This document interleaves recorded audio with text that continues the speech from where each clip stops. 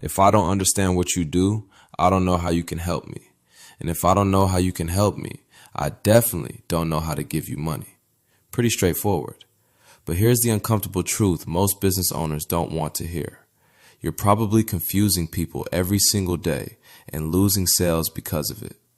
Not because your product is bad, not because your offer isn't strong, because you're making them think too hard. Before we dive in, hit subscribe. This show isn't theory. This isn't hype. This is operator thinking, how businesses actually grow when the cameras are off. Welcome to Notebook of a COO. This is where we talk about the decisions, systems, and psychology that separate real businesses from very expensive hobbies. Today's episode is about something most entrepreneurs completely overlook: clarity. Not branding, not design, not positioning, just simple, clean, impossible to misunderstand clarity. Because confusion isn't just bad for marketing. Confusion kills sales, referrals, retention, and word of mouth. And the fix is simpler than you think. Let me tell you what most business owners sound like when you ask them what they do. I'm a fractional CMO. I'm a multimedia designer. I run a one-person motion design studio. I'm a UX researcher. And on the surface, those all sound fine. But here's the problem.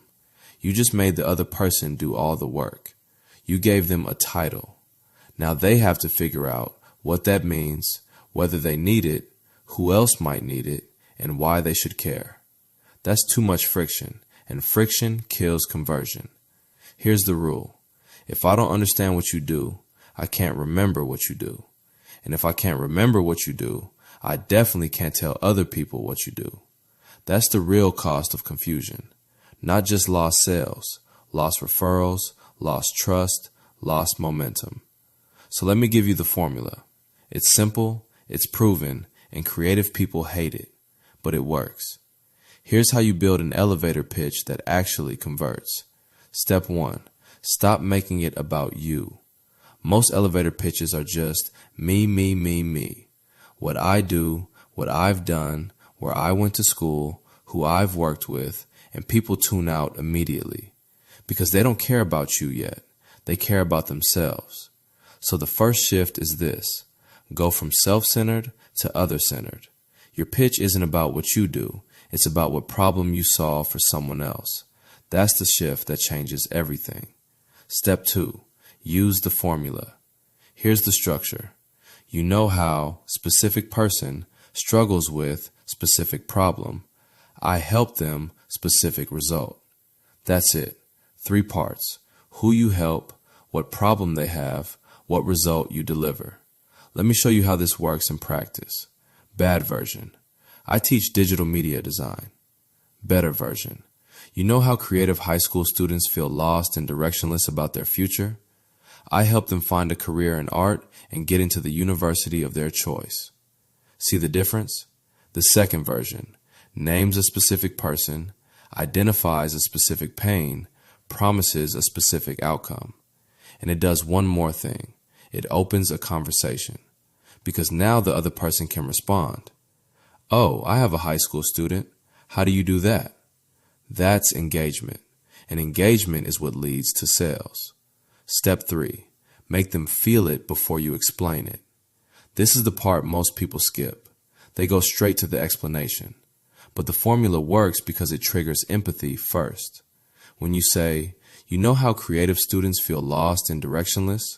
The other person either says, yes, I know someone like that, or yes, that's me. Either way, you've connected emotionally before you've said what you do. That's the secret. You're not pitching. You're diagnosing a problem they already care about. And when people feel understood, they lean in. Step 4. Keep it simple, stupid. Also known as KISS. Here's where most people blow it. They add too much. Too many commas, too many qualifiers, too many features. And complexity kills retention. The rule is 1 avatar, 1 problem, 1 result. That's it. Not 3 avatars, not 5 benefits, not your entire service menu. Just the simplest, clearest version of what you do. If they want more, they'll ask.